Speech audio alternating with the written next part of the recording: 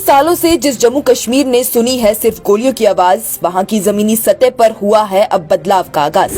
रियासत में तशद्दुद के वाक़ियों में 90% की गिरावट, अब बातों और ख्यालों में नहीं होती बगावत। अपने पब्लिक दरबार में डीजीपी ने और किस तरह से बताए रियासत के हालात, आए देखें इस रिपोर्ट में हमारे साथ।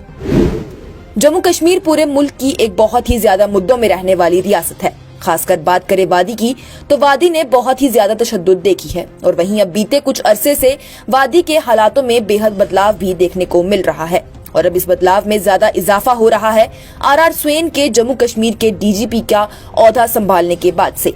आपको बताएं तो जब से आर स्वेन ने डीजीपी का ओहदा संभाला है, उन्होंने तब ही जम्मू कश्मीर के हालातों को और ज्यादा बेहतर करने, लोगों में डर का माहौल खत्म करने और रियासत में तरक्की और अमन लाने के लिए ही काम किया है। लगातार ही डीजीपी अपने महकमे के साथ मिलकर जम्मू कश्मीर में फैल रही वबा मंशियात के खिलाफ कार्रवाई कर रहे हैं। डीजीपी ने चंद वक्त कबल ये भी बताया था कि उनकी ये मंशियात के खिलाफ कार्रवाई सबसे पहले बड़े मंशियात फरोशों पर नकेल कसने को लेकर होगी।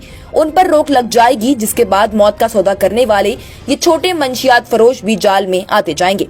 वहीं दूसरी जानिब लोगों में पुलिस से डर का माहौल खत्म करने और उनके साथ ताल्लुकात अच्छे करने को लेकर भी डीजीपी आर स्वेन ने एक ऐसी पहल शुरू की जो कि आज तक जम्मू कश्मीर के किसी भी डीजीपी ने नहीं की।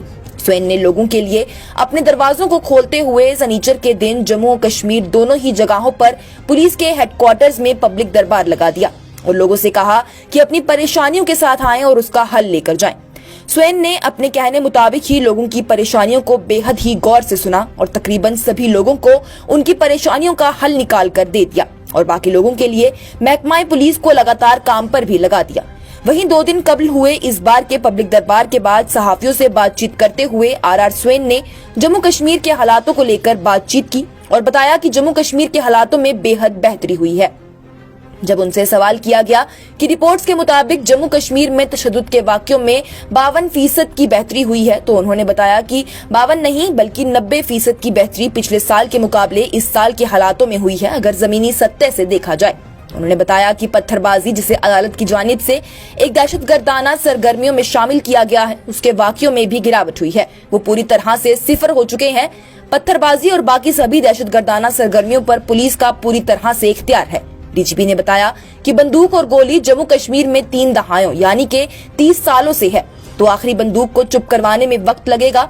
उन्होंने कहा कि पुलिस का काम बहुत ही मुश्किल है और पुलिस बिना अवाम की हिमायत के अधूरी है।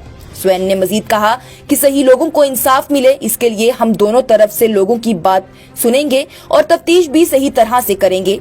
जो शख्स कानून के दायरे में चलता होगा उसे इंसाफ मिलेगा, वहीं जो शख्स कानून की खिलाफ वर्जी करके चलता होगा उसके साथ सख्त से सख्त कार्रवाई की जाएगी।